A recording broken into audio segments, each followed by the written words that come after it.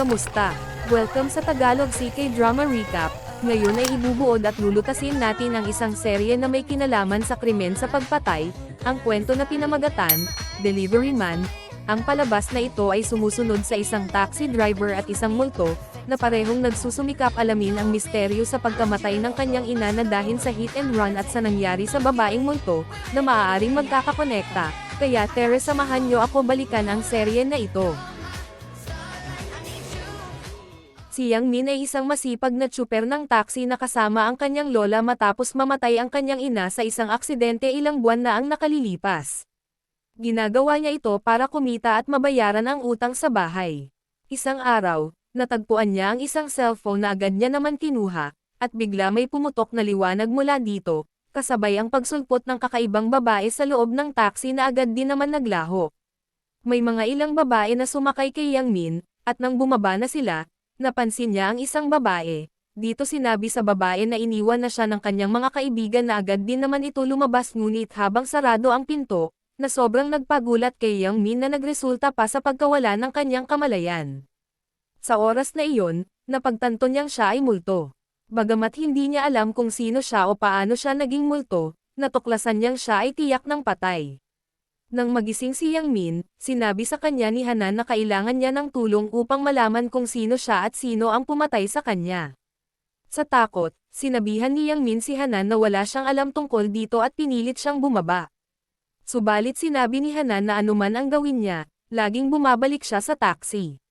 Pumunta si Yang Min sa istasyon ng pulis at nagtanong tungkol sa pagkamatay ng isang babaeng kabataan, ngunit wala siyang natuklasan. Pinakiusapan siya niya na tulungan siyang malaman kahit sino siya. Bagamat takot si Yang Min, napilitan siyang pumayag. Subalit ang nakakabahala sa kanya ay tuwing may sumasakay sa taxi, nauuhaw siya dahil sa enerhiya ni Hanan. Sa gabi, hinihiling ni Hanan kay Yan Gangmay na i-park ang kotse sa loob ng bahay at hindi sa garahe dahil sa takot niya na ito'y umalis. Ipinagtaka ito ni Yang Min kung paano maaring matakot ang isang multo, subalit ginawa niya ang hiling ni Hanan. Kinabukasan, labis na nagulat si Yang Min nang may makitang bagong multo na humihiling na samahan siya. Hindi nagdalawang isip, pumunta siyang magbenta ng kanyang kotse. Doon, nakilala ni Hanan ang isa pang multo na nagsasabing may ginto sa loob ng kotse at nais niyang ipadala ito sa kanyang asawa. Ibinigay ni Hanan kay Yang Min ang impormasyon, kaya't dala nito ang ginto sa asawa ng multo. Bilang pasasalamat, ibinigay sa kanya ng asawa ang isa sa mga singsing nito. Sinubukan ni Hanan kumbansihin si Yang Min na simulan na niyang tulungan ang mga multo, pagtupad sa kanilang mga hiling, at kapalit ay pera para mabayaran ang mga utang niya. Ipinagawa kay Yang Min ang kanyang unang gawain, ang mag-install ng bathtub para sa asawa ng isang multo na namatay sa trabaho. Inalok ang malaking kompensasyon sa asawa, ngunit may mga taong gustong nakawin ito. Tumakbo ang multo kay Yang Min upang tulungan ang asawa, ngunit natagpuan niyang nakasara ang pinto. Sa tulong ng multo, nabuksan ang pinto upang maligtas ang babae, pagkatapos ay nawala ang multo matapos maganap ang kanyang nais.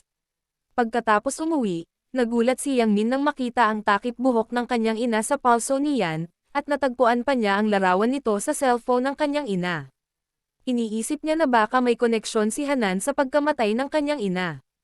Sinimulan ni Yang Min ang pagsisiyasat tungkol sa pagkamatay ng kanyang ina, at doon ay natuklasan niyang si Hanan ay hindi nakakulong sa taxi, kundi sa cellphone na natagpuan ni Yang Min.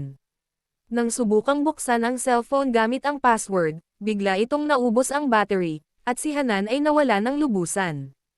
Tumakbo si Yang Min upang isaksak ang cellphone sa charger, at kahit hindi niya alam kung bakit niya ito ginagawa, nang muling magpakita si Hanan, nadama niya ang kaligayahan sa pagbabalik nito. Kumpiyansa si Yang Min sa kanyang nararamdaman nang magpakita ang multo ng isang kabataang lalaki na tumatawag kay Hanan sa pangalan nito. Lumabas na sila'y magkaklase noong high school. Habang lumalagi ang kabataang multo kasama si Hanan, naramdaman ni Yang Min ang selos, lalo na nang sabihin ng kabataang multo na ihahayag nito ang kanyang pag-ibig kay Hanan at kung pumayag ito, sila'y maglalaho na magkasama sa ibang mundo. Ipinigilan ni Yang Min si Hanan sa bahay upang hindi ito makilala ng kabataang multo, ngunit wala siyang ibang pagpipilian kundi ang bigyan ito ng kalayaan sa kanyang desisyon. Subalit tinanggihan ni Hanan ang nararamdaman ng kabataang multo dahil siya'y umiibig kay Yang Min. Desidido si Yang Min na tulungan si Hanan ng seryoso, at dinala ito sa isang mediator ng espiritual na nag-hypnotize sa kanya. Nakita ni Hanan sa kanyang pangarap na namamatay ang kanyang kaibigan sa harap niya, at isang batang lalaki na nakakakita ng multo ay humingi kay Yang Min na tulungan siyang hanapin ang kanyang kapatid na nawala kahapon. Matapos ang mahabang pagsasaliksik ni Yang Min at Hanan, natuklasan nilang inilibing ng kaibigan ng babaeng nawala ito sa isa sa mga lugar. Dali-dali silang pumunta doon. Ngunit siya'y halos mahulog bago si Hanan ay nahuli ito, kahit na siya'y nagulat na kayang-kaya niyang gawin ito. Nagsimula si Yang Min na hanapin ang babaeng iyon at natuklasan niyang buhay pa ito, kaya't dinala niya ito sa ospital at nailigtas. Pagkatapos, nagtagpo sina Yang Min at Hanan sa isang doktor na ang pangalan ay Jen, na tunay na naging kaibigan ni Yang Min matapos ang mga desperadong pagsusumikap nito na mailigtas ang kanyang ina bago ito namatay. Nang makita siya ni Hanan, naalala nito ang kanyang pagkakakilanlan at tinanong si Yang Min kung kilala siya ni Dr. Jen. Totoo nga, sinabi ni Jen na isa siyang investigador ng pulisya at namatay siya 3 buwan na ang nakalilipas. Madalas siyang pumupunta sa ospital para sa kanyang mga treatment.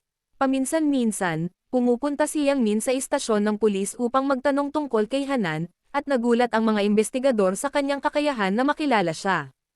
Hinala nila na ang kamatayan ng kanyang ina ay may kaugnayan sa pagkamatay ni Hanan, dahil namatay si Hanan ilang oras lamang pagkatapos mamatay ang ina niya. Ang ama ni Hanan ay isang matandang pulis na nag-iimbestiga sa kanyang kamatayan, ngunit tumanggi silang ibahagi ang anumang impormasyon, nag-aalala para kay Yang Min. Pumunta si Yang Min para magtanong sa isang pribadong investigador, at natuklasan niya na galit dito dahil ilang beses siyang napakulong dahil sa kanya. Humiling siya na dalhin siya sa ospital kung saan siya namatay upang hanapin ang anumang ebidensya roon. Natuklasan ni Yang Min na may isang nurse na nagtatago ng mga gamot sa kanyang aparador, at nang mahuli ito ni Jin, sinaktan niya ito kaya't pinalayas siya sa ospital. Pagkatapos, sinabi sa kanya ng tagapamagitan ng espiritual na kung mahal siya niyan, siya'y maglalaho mula sa mundo. Pumunta si Yang Min kay Hanan upang tanungin tungkol sa kanyang mga damdamin, at sinabi nito sa kanya na siya'y mahal niya. Ito'y nagdulot ng kalituhan kay Yang Min at Hanan. Ngunit ang totoo ay buhay pa si Han, at katawan ay nasa koma ang kalagayan. Sa katotohanan, ang kaibigan ni Hanan ang nagkasakit sa ospital at namatay dahil sa isang partikular na gamot. Nang mapansin ni Hanan ang mga paulit-ulit na kaso ng kamatayan sa ospital kamakailan, nagpasya siyang imbestigahan ang isyu. Kaya't may naging hakbang na pagtatangka na patayin siya. Pumunta si Hanan at Yang Min sa bahay ng nurse upang hanapin ito, ngunit inabutan na nila itong walang buhay, at may mga larawan ng mga tao na nagdadalamati para sa kanilang mga kamag-anak, kasama na si Hanan na nawalan ng kaibigan at si Yang Min na nawalan ng ina. Nakita ni Yang Min ang larawan ni Hanan at ng kanyang ama na nakabitin sa istasyon ng pulis, at naalala ni Hanan ang kanyang ama. Nagdesisyon si Yang Min na puntahan ang ama ni Hanan at sabihin siya ang anak ng babae na namatay sa parehong oras ng kanyang anak at siya ay nag-iimbestiga ng kaso at may hinala na ang nurse ang pumatay sa mga pasyente sa ospital. Ngunit siya'y pinatay at mayroong ibang tao na nasa likod nito. Naging medyo nervyos ang ama niyan, ngunit sinabi niyang may kanyang mga alinlangan. Tumawag ang kaibigan ni Yang Min at sinabing namatay ang kanyang ina. Sa burol, nakita ni Hanan si Dr. Jin na malakas na tumatawa habang nagdadalamati ang babae sa pagkamatay ng kanyang ina. Dahil dito, pumunta sina Jin kay Yang Min upang tingnan ang kanyang lola, at sinabi ni Hanan na may kanyang mga alinlangan tungkol kay Jin. Ngunit sinabi ni Yang Min na sinusubukan lang nitong iligtas ang kanyang ina at hindi maaaring siya ang may kagagawan nito. Subalit nakidnap si Yang Min, at nang magising siya, natagpuan niya si Jin na umiiyak sa kanyang tabi at sinasabi na si Jin ang may sala, tulad ng sinabi ni Hanan sa kanya. Ito'y nag-iwan sa kanya na labis na gulat. Sa pagkakataong ito, malalaman na lahat ng ito ay bunga ng pagkakataon na nagdala si Yang Min ng kanyang ina kay Hanan gamit ang taxi papuntang ospital. Dahil iniimbestigahan ni Hanan ang kaso at may hinala kay Jin, at isa sa mga kasamahan ni Jin na nurse, naglagay ng droga kay Hanan at sinubukang patayin ito. Ngunit siya'y nakatakas palabas upang makita ang ina ni Yang Min na nasa harap niya. Binangga ni Jin ang ina ni Imin gamit ang motorsiklo, at nang makita niyang si Yang Min sa harap niya, nagkunwaring tutulong siya, ngunit pinapatay niya ito, habang si Hanan ay itinapon ng kanyang kasamahan sa harap ng bahay ng ama nito, Malubha ang kalagayan ni Hanan kaya inilihim ng ama ang sitwasyon ng anak at inanunsyo na namatay upang protektahan ito. Labis na nagulat si Yang Min sa narinig niya. Dito nagsimula na sunugin na ni Jin ang lugar, maswerteng nailigtas naman siya ni Hanan sa ikalawang pagkakataon. Pumunta si Yang Min kay Jin mismo, at nang maglaban sila, nahulog ang cellphone na nakuha ni Jin. Nakita niya si Hanan, kaya't hinawakan niya ang cellphone at sinabi kay Yang Min na aalisin niya ito sa kanya, gaya ng ginawa niya sa kanyang ina, at itinapon ito sa apoy. Kaya't si Hanan ay nawala sa harap niya at bago pa man patayin ni Jin si Yang Min, ay dumating na ang pulis upang arestuhin si Jin. Pumunta si Yang Min sa ama ni Hanan habang umiiyak at sinabihan ito na ang kanyang anak ay isang multo at kasama niya.